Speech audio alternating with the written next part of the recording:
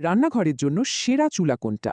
Gas, induction নাকি infrared? এই প্রশ্নটা কিন্তু বেশ পুরনো, কিন্তু দিন দিন যেন আরও কঠিন হয়ে যাচ্ছে। তো চলুন আজ এই ৩ ধরনের চুলার একটা তুলনামূলক বিশ্লেষণ করে দেখা যাক কোনটা আসলে কার জন্য সেরা। বাড়িতে এলপিজি সিলিন্ডার ব্যবহার করেন? তাহলে তো জানেনই দাম বাড়ছে তো বাড়ছেই। তার উপর আবার সময় মতো গ্যাস পাওয়া যাবে কিনা সেই টেনশন তো আছেই। এই সমস্যাটা এখন ঘরে ঘরে। কিন্তু এর থেকে মুক্তির কি আসলে কোনো উপায় আছে?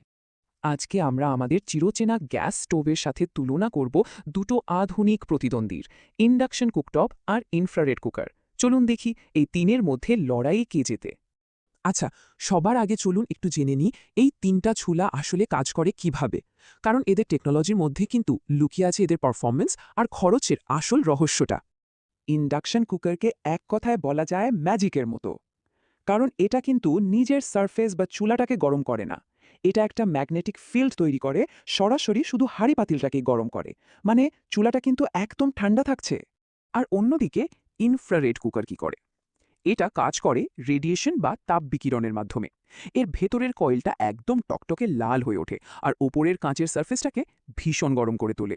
আর সেই গরম সারফেসটাই পাত্রকে গরম করে। আর গ্যাস স্টোভ, সেটার কথা তো আমরা সবাই জানি। সরাসরি আগুনের শিখা দিয়ে পাত্র গরম করা সবচেয়ে পরিচিত উপায়। কিন্তু সত্যি বলতে সবচেয়ে কম এফিশিয়েন্ট বা কার্যকর পদ্ধতিও কিন্তু এটাই। এই চয়টার দিকে একবার তাকান।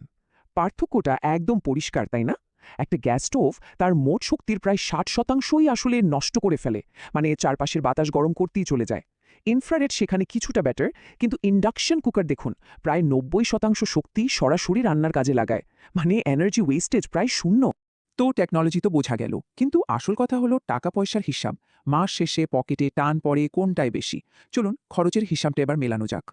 একটা 12 কেজির এলপিজি সিলিন্ডারের জন্য এখন তো এলাকা ভেদে প্রায় 1000 থেকে 1500 টাকা পর্যন্ত লেগেই যায়। খরচটা কিন্তু আসলেই অনেক, তাই না?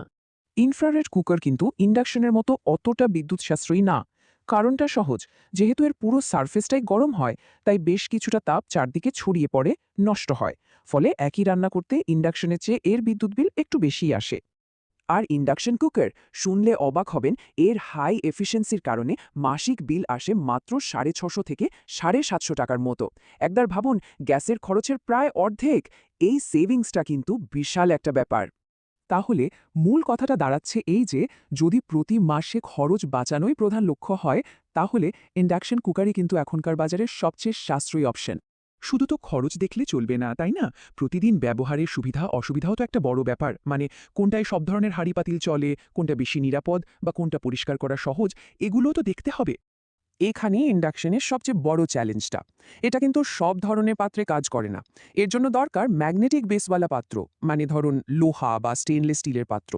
অন্যদিকে ইনফ্রারেড আর গ্যাস স্টোভে কোনো বাছবিচার নেই, অ্যালুমিনিয়াম, কাঁচ, এমনকি মাটির হাঁড়ি, যা খুশি ব্যবহার করা যায়।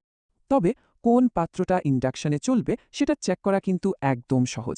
হাতের কাছে থাকা যে কোনো একটা ফ্রিজের ম্যাগনেট বা চুম্বক নিন আর পাত্রটার নিচে ধরুন। যদি দেখেন যে ওটা বেশ শক্ত করে আটকে যাচ্ছে, তাহলেই বুঝবেন যে ওই পাত্রটা ইন্ডাকশন রেডি। ব্যাস এটুকুই। যদি নিরাপত্তার কথা ভাবেন, তাহলে ইন্ডাকশন সবার থেকে যোজন যোজন এগিয়ে। এর সারফেস তো গরমই হয় না, তাই হাত পুড়ে যাওয়ার কোনো ভয় নেই। অন্যদিকে ইনফ্রারেডের সারফেস কিন্তু ভয়ঙ্কর গরম হয়, প্রায় 600 ডিগ্রি সেলসিয়াস পর্যন্ত। আর গ্যাসের ক্ষেত্রে তো আগুন আর গ্যাস লিক করার ভয়টা সব সময় থাকে। বিশেষ করে যে বাড়িতে ছোট বাচ্চা আছে, তাদের জন্য ইন্ডাকশন নিঃসন্দেহে সবচেয়ে নিরাপদ। এই টেবিলটা দেখলেই পুরো ব্যাপারটা এক নজরে পরিষ্কার হয়ে যাবে। দেখুন, পাত্র ব্যবহারের ফ্লেক্সিবিলিটিতে ইনফ্রারেড আর গ্যাসই সেরা, কিন্তু সেফটি আর পরিষ্কার করার সুবিধার দিক থেকে ইন্ডাকশন কিন্তু অনেক অনেক এগিয়ে। তাহলে এত সব আলোচনার পর শেষ পর্যন্ত সিদ্ধান্তটা কি হবে? কোন চুলাটা বেছে নেওয়া উচিত? চলুন এবার একটা ফাইনাল সিদ্ধান্তে আসা যাক। পুরো ব্যাপারটা আরও সহজে বোঝার জন্য চলুন একটা দারুণ উপমা ব্যবহার করা যাক। ভাবুন তো, এই চুলাগুলো যদি এক একটা গাড়ি হতো। গ্যাস স্টোভ হলো একটা পুরনো ঘোড়ার গাড়ির মতো। হ্যাঁ, এটা সব রাস্তাতেই চলতে পারে, মানে যে কোনো পাত্রেই রান্না করা যায়। কিন্তু এটা বেশ ধীর, অদক্ষ, আর এর পেছনে খরচও বেশি। ইনফ্রারেড চুলা হলো একটা পাবলিক বাসের মতো। এটা যে কোনো প্যাসেঞ্জার, মানে যে কোনো ধরনের পাত্রকেই তুলে নেয়। এটা খুবই সুবিধার, কিন্তু এর তেল খরচ, মানে বিদ্যুৎ খরচটা একটু বেশি। আর ইন্ডাকশন কুকার, ওটা হলো একটা আধুনিক ইলেকট্রিক ট্রেনের মতো, অসম্ভব দ্রুত, একদম নিরাপদ আর খুবই সাশ্রয়ী। কিন্তু একটাই শর্ত, এটা শুধু নিজের নির্দিষ্ট ট্র্যাকেই চলে, মানে শুধু ম্যাগনেটিক পাত্রেই কাজ করে। তাহলে শেষ কথা হলো, সিদ্ধান্তটা পুরোটাই নির্ভর করছে প্রয়োজনের উপর। যদি টাকা বাঁচানো আর নিরাপত্তা সবচেয়ে গুরুত্বপূর্ণ হয়, তাহলে চোখ বন্ধ করে ইন্ডাকশন কুকার বেছে নেওয়া যেতে পারে। আর যদি সব ধরনের পাত্র ব্যবহারের স্বাধীনতা চান, মানে কোনো বাছ বিচার ছাড়া রান্না করতে চান, তাহলে ইনফ্রারেড বা গ্যাস স্টোভ ভালো অপশন হতে পারে। তাহলে শেষ প্রশ্নটা হলো, খরচ, নিরাপত্তা আর আধুনিক প্রযুক্তি সবকিছু মাথায় রেখে আমাদের রান্নাঘরগুলোকে কি আমরা ভবিষ্যতের জন্য প্রস্তুত করতে চাই? ভাবার সময় কিন্তু এখনই। আচ্ছা, রান্নাঘরের একটা দারুণ জিনিস নিয়ে কথা বলা যাক, ইন্ডাকশন কুকটপ। চলুন তো দেখি এর ভেতরে কি এমন জাদু আছে। ভাবুন তো একবার, একটা চুলা যেটা কিনা কয়েক মিনিটে পানি ফুটিয়ে ফেলে, কিন্তু হাত দিলে একদম ঠান্ডা। এটাই তো আসল রহস্য, তাই না? চলুন আজ আমরা একসাথে এর সমাধানটা খুঁজে বের করি। তো এই ম্যাজিকটা বোঝার জন্য আমাদের একটু গভীরে যেতে হবে, মানে ওই কাচের সারফেসটা নিচে আসলে কি ঘটছে সেটা দেখতে হবে। দেখুন, সাধারণ চুলা আর ইন্ডাকশনের মধ্যে মূল পার্থক্যটা কিন্তু বিশাল। আমাদের বাসার গ্যাস বা ইলেকট্রিক চুলাগুলো কি করে?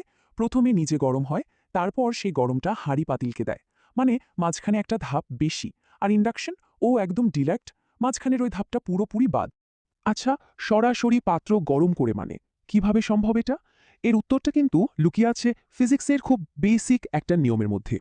এই যে ইলেকট্রিসিটি আর ম্যাগনেটিজম, মানে বিদ্যুৎ আর চুম্বকত্ব, এরা আসলে একই মুদ্রার এপিটোপিট। মাইকেল ফ্যারাডের মতো বিজ্ঞানীরাই এই দারুণ সংযোগটা আবিষ্কার করেছিলেন, আর এটাই হলো ইন্ডাকশন টেকনোলজির একদম গোড়ার কথা।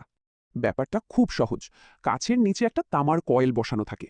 যখনই চুলা অন করা হয়, ওই কয়েলের মধ্যে দিয়ে কারেন্ট যায়। আর এই কারেন্ট যাওয়ার ফলেই তৈরি হয় একটা ম্যাগনেটিক ফিল্ড বা চৌম্বক ক্ষেত্র। কিন্তু এটা সাধারণ কোনো চৌম্বক ক্ষেত্র না, এটা সেকেন্ডে প্রায় ২০ থেকে ৫০ হাজার বার পাল্টাতে থাকে। ভাবা যায়, বেশ একটা অদৃশ্য চৌম্বক ক্ষেত্র তো তৈরি হলো, কিন্তু আসল জাদুটা তো শুরু হবে যখন এই ফিল্ডটা রান্নার পাত্রের সাথে কাজ করবে। চলুন দেখি সেটা কিভাবে হয়। ব্যাপারটা দারুণ না? কুকটপ নিজে কিন্তু তাপ তৈরি করছে না, ও শুধু পাত্রকে বলছে, তুমি তোমার তাপ নিজেই তৈরি করো। অনেকটা ওয়্যারলেস ফোন চার্জারের মতো, কিন্তু তার চেয়ে অনেক অনেক বেশি পাওয়ারফুল একটা সিস্টেমে শক্তিটা পাত্রের কাছে পৌঁছে যাচ্ছে। ওই যে ম্যাগনেটিক ফিল্ডটা, ওটা যখনই পাত্রের মধ্যে দিয়ে যায়, তখন পাত্রের ধাতুর ভেতরে ছোট ছোট ঘূর্ণি কারেন্ট তৈরি করে। এগুলোকে বলে এডি কারেন্টস। এখন এই কারেন্টগুলো যখন ঘুরতে থাকে, তখন পাত্রের অণুগুলো বলা যায় প্রচণ্ড গতিতে কাঁপতে শুরু করে। আর এই কাঁপুনিটাই হলো তাপ। এই প্রক্রিয়াটাকে জুল হিটিং বলে। তো পাত্র কিভাবে গরম হয় সেটা তো বোঝা গেল, কিন্তু তাহলে সেই প্রথম প্রশ্নটা, আমাদের হাত কেন গরম হয় না? রহস্যটা তো এখানেই। এর উত্তরটা হলো, ইন্ডাকশনের ওই ম্যাগনেটিক ফিল্ডটা কিন্তু খুব বাছবিচার করে কাজ করে। মানে ও সবার সাথে রিয়্যাক্ট করে না। পাত্রটা শুধু বিদ্যুৎ পরিবাহী হলেই হবে না, ওর মধ্যে একটা বিশেষ গুণ থাকতে হবে। এই বিশেষ গুণটা হলো ফেরোম্যাগনেটিক হওয়া। কঠিন শব্দ, তাই না? সহজ কথায়, পাত্রটা এমন কিছু দিয়ে তৈরি হতে হবে যা চুম্বককে আকর্ষণ করে। যেমন ধরুন লোহা বা কিছু বিশেষ ধরনের স্টেইনলেস স্টিল। এই ধরনের পদার্থের ভেতরেই কেবল ওই শক্তিশালী এডি কারেন্ট তৈরি হতে পারে। এই টেবিলটা দেখলেই ব্যাপারটা একদম পরিষ্কার হয়ে যাবে। দেখুন, কার্বন স্টিল বা ফেরোম্যাগনেটিক স্টেইনলেস স্টিলের মতো জিনিসগুলো কি দারুণভাবে তাপ তৈরি করছে। অন্যদিকে অ্যালুমিনিয়াম বা তামা প্রায় কিছুই না, কারণ ওগুলো ফেরোম্যাগনেটিক নয়। তাহলে হাত কেন নিরাপদ থাকে তার ৩টা মূল কারণ আছে। প্রথমত, আমাদের হাত লোহা বা স্টিলের মতো ফেরোম্যাগনেটিক না। দ্বিতীয়ত, আমাদের শরীর বিদ্যুৎ খুব ভালোভাবে পরিবহন করে না, তাই কারেন্ট তৈরি হলেও তা এতই সামান্য যে টেরই পাওয়া যায় না। আর তৃতীয় কারণটা হলো, এই চুলাগুলো কিন্তু বেশ স্মার্ট। এদের মধ্যে সেন্সর থাকে যা বুঝতে পারে ওপরে ঠিকঠাক পাত্র রাখা হয়েছে কিনা। না রাখলে চুলাটা ফুল পাওয়ারে অনই হবে না। মানে বুঝতেই পারছেন, এখানে ফিজিক্স আর ইঞ্জিনিয়ারিং মিলে একটা দারুণ সেফটি সিস্টেম তৈরি করেছে। সব মিলিয়ে এই প্রযুক্তি রান্নাকে আরও উন্নত আর নিরাপদ করে তুলেছে। চলুন দেখি কিভাবে।